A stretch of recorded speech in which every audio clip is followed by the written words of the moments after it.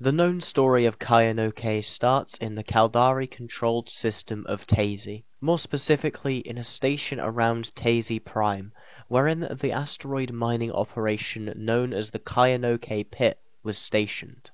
It was here that the pathogen was first publicly encountered, wiping out the crew that had been hard at work mining valuable materials in a matter of days. Not to mention killing the initial emergency response teams through standard issue hazmat suits. The death toll was absolute, with no known survivors or escapees from the infection, leaving thousands dead in its wake. In response to this, the Kayanoke pit was hidden away in the deep space of the Taizé system, and placed under careful study by the Caldari. This study brought no cure to the forefront, but it did bring the nature of the pathogen to light.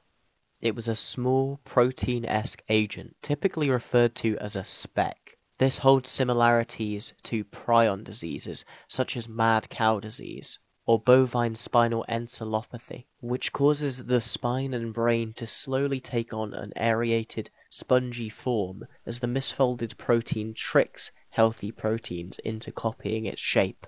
However, Kayanoke is even more sinister than this, as a non-protein material that seems to almost every possible scan to be a normal, healthy protein material, until it encounters a host, of course.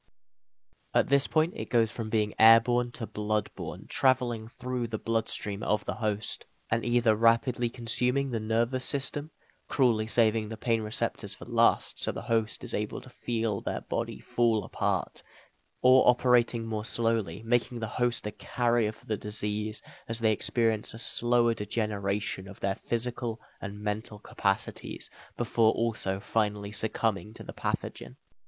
This dualistic nature of infection allows the agent to rapidly infect key population centers without burning itself out of hosts in the way other high-fatality diseases, such as Ebola Zaire, do.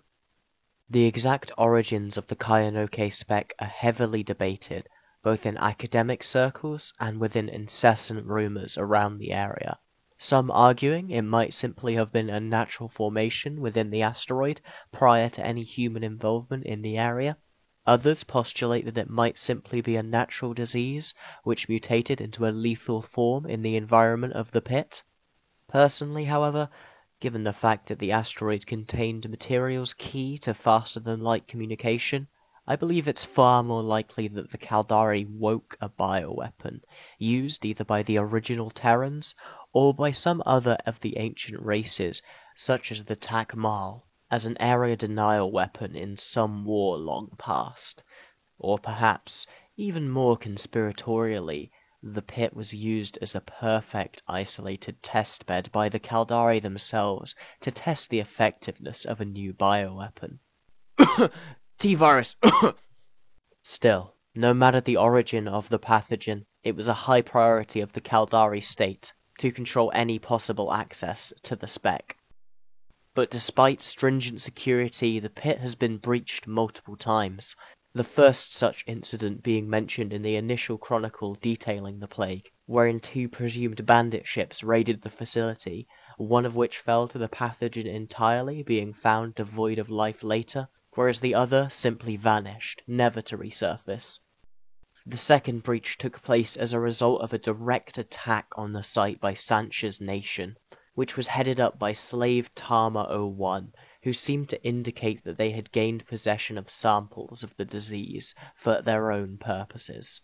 Later, the third publicly known successful breach took place just weeks after other ships were shot down by the Caldari naval blockade attempting to breach the cordon.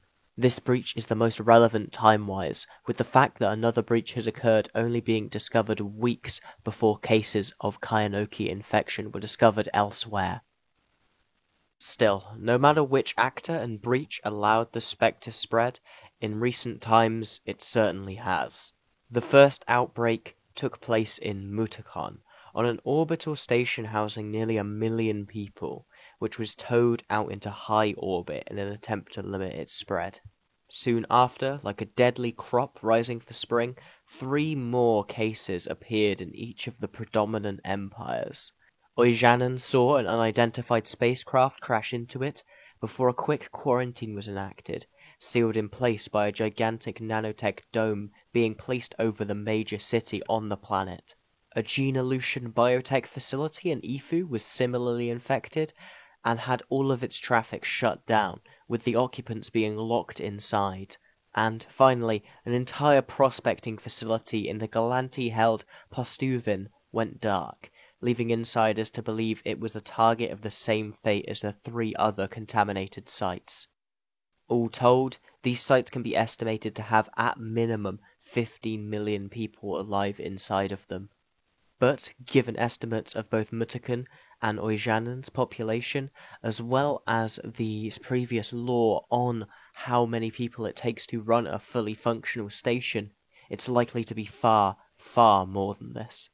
Even more dire than this is the possibility that the contamination spreads, which would likely kill off the entire population of Mutakan and Oijanen, leaving billions dead.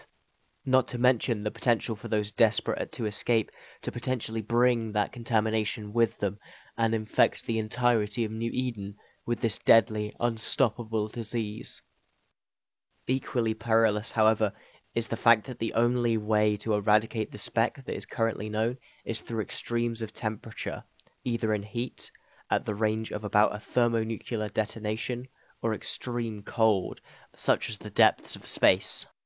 As such, any effective countermeasure would be equally horrifying in terms of loss of life, especially as the Mutakan station's destruction would likely deorbit the attached space elevator, causing millions of tons of near indestructible carbon nanotubes to wrap around the planet underneath, likely causing an extinction-level event that will render the planet uninhabitable for years to come.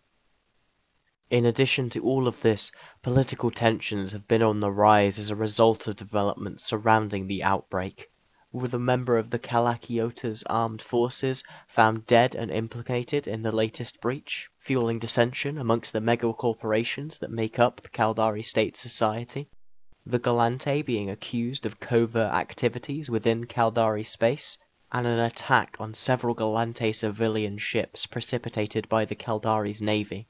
As well as all this, civil unrest within the Caldari state has been sparked by the conditions within the Oijanen quarantine zone.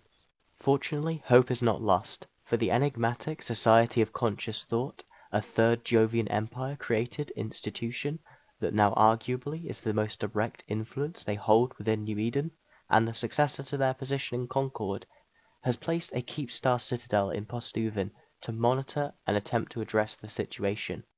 It has even gone as far as to convene a general assembly of capsuleers with the aim of discussing and hopefully better managing the crisis, though it remains in desperate peril of descending into factionalism. What this means for those of us stuck outside of New Eden is that the future of billions of people are in the hands of those of us making the yearly pilgrimage to Iceland for FanFest, with our choices within an ARG, which stands for Alternate Reality Game, which is sort of a bastardized cross between both LARPing and one of those real-life escape-the-room puzzles, for those who are unfamiliar with the concept, likely to determine not only if a cure is found, but perhaps even who to save and who to sacrifice.